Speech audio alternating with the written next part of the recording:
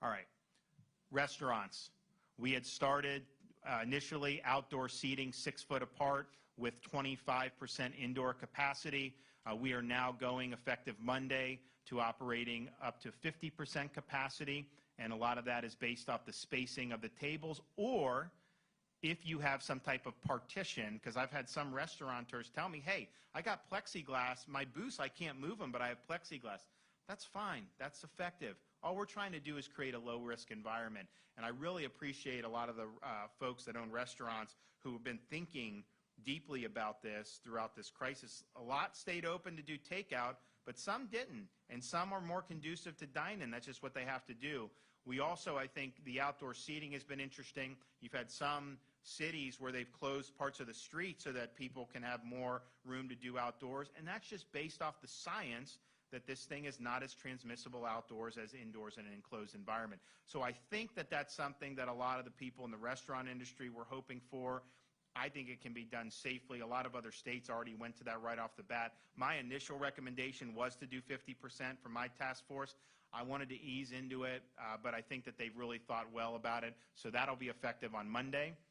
And the same with retail. We started off with 25% of indoor capacity, go to 50%. There's very clear guidance from CDC and OSHA, and I know a lot of the retailers have been doing it. And look, we were doing retail in some form or another this whole time. You had Home Depot open, you have Walmart, you have all these places open.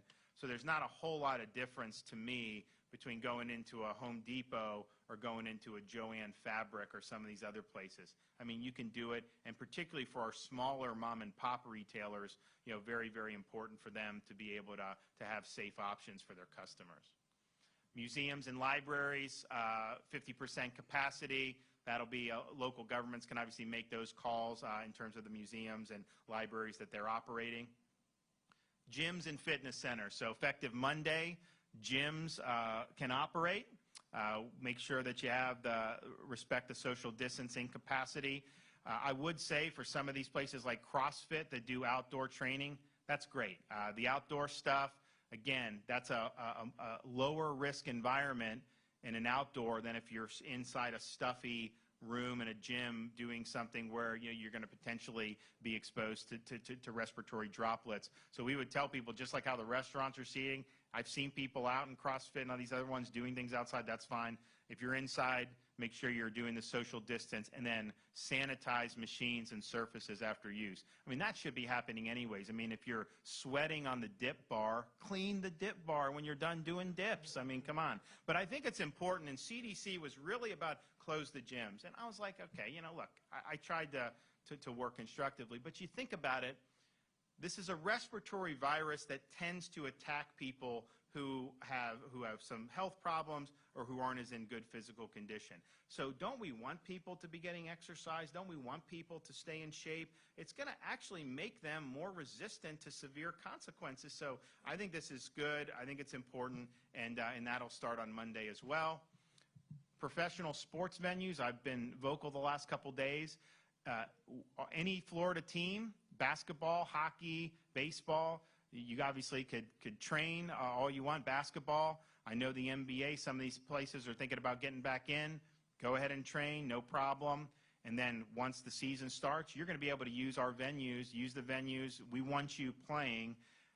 I've also said to other teams and other leagues is if you have states that simply are not going to budge and allow even competition with no fans. You know, ESPN in the morning now, you watch, they have Korean baseball on. There's nobody in the stands. So how is that? That's not going to bother anybody. So I think it's important that we get sports back up and running. The mayor and I worked on bringing UFC to Jacksonville. And what was happening was UFC was running into problems in California, some of these other places. They wouldn't let them do it. And I'm thinking to myself, okay, they want to fight in an empty arena. They test the people before they go. That is as low risk as you get.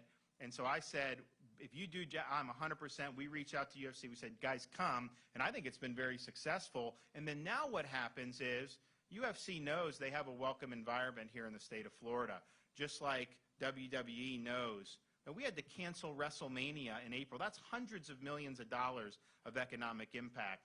You know, we've allowed them to keep using their training center and film.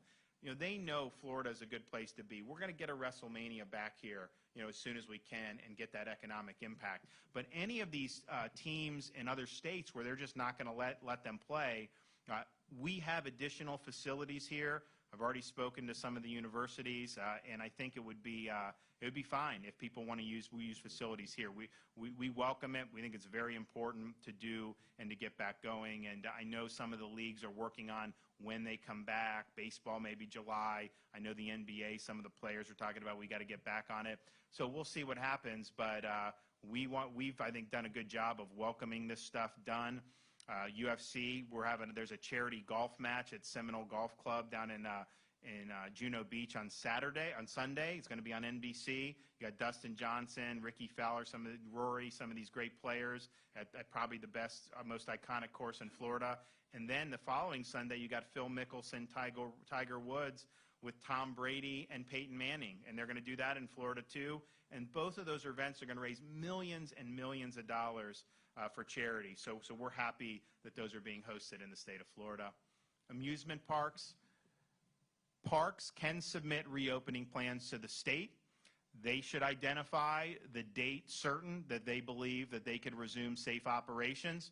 They have to provide how they're going to do it, how they're going to accommodate the guests, how they're going to protect the staff, and then they need to have an endorsement from the relevant official in their locality, Orange County mayor, wherever you're talking about.